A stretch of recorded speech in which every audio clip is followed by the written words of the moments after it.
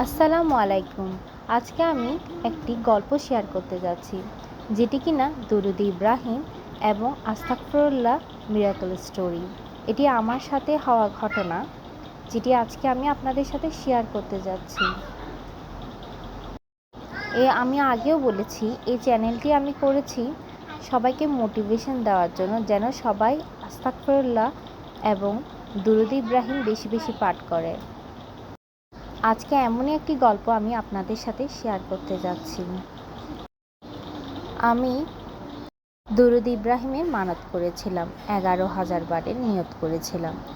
এটা আমি সম্পূর্ণ আল্লাহর সন্তুষ্টির উদ্দেশ্যে করছিলাম। প্রতিদিন 1000 বার করে 11,000 বার আমি পূর্ণ করাই ছিল আমার নিয়ত। কিন্তু আমার 11 দিন চেয়ে বেশি লেগেছিল, আমার প্রায় 20 দিন লেগেছিল।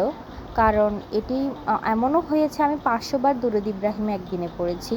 আমার পক্ষে 1000 বার পড়া সম্ভব ছিল না।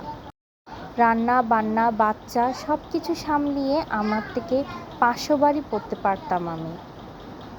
এভাবে করে 20 দিন লেগেছিল আমার থেকে 11,000 বার পূর্ণ করতে।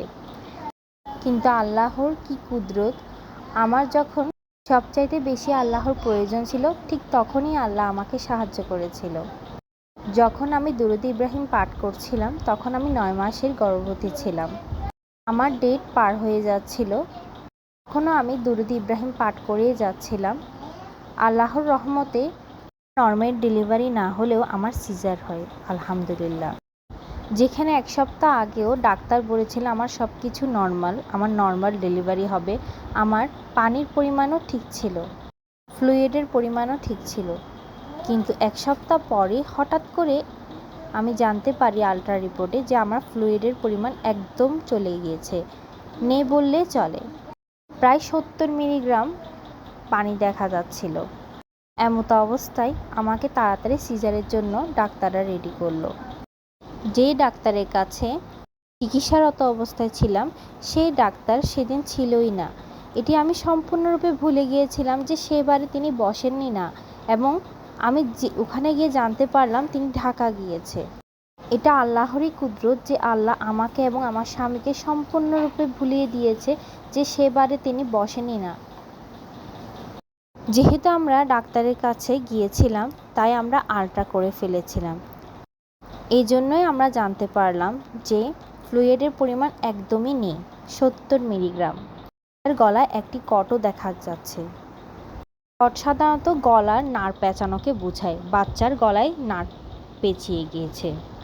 যখন সিজার করা হয়, তখন ডাক্তার দেখে অবাক হয় যে পানি একদমও নেই। উনি নিজেই বলছে যে এই বাচ্চাটা কিভাবে সারভাইভ করেছে। আল্লাহর সম্পূর্ণ কুদরত যে আল্লাহই আমার ছেলেটাকে বাঁচিয়েছে, আলহামদুলিল্লাহ। এবং ওর গলায় একটা না 2টা কট ছিল, 2টা নাড় পেঁচানো ছিল। নর্মাল ডেলিভারি করা একদমই পসিবল না। সেই দিনই যদি আমি না যেতাম, তাহলে এর পরের দিন হয়তো আমার বাচ্চাটাকে বাঁচানো পসিবল হতো কিনাও আমার জানা নেই। আলহামদুলিল্লাহ আলহামদুলিল্লাহ, এটি সম্পূর্ণ আল্লাহরই কুদরত, যিনি কিনা আমার বাচ্চাটাকে বাঁচিয়েছেন, আলহামদুলিল্লাহ। এটি আমি মনে করি সম্পূর্ণ দুরূদ ইব্রাহিম পড়ার কারণে হয়েছে, আলহামদুলিল্লাহ। আমি চাই সবাই যেন দুরূদ ইব্রাহিম বেশি বেশি পাঠ করে আর আল্লাহর উপর তাওয়াক্কুল রাখে। আপনাদের থেকে যদি আমার এই মিরাকল স্টোরিটা ভালো লাগে, তাহলে আপনারা একটি সাবস্ক্রাইব করে দিবেন, এবং আপনারা আপনাদের মিরাকল স্টোরিগুলো আমার সাথে এখানে কমেন্ট বক্সে শেয়ার করবেন। ধন্যবাদ।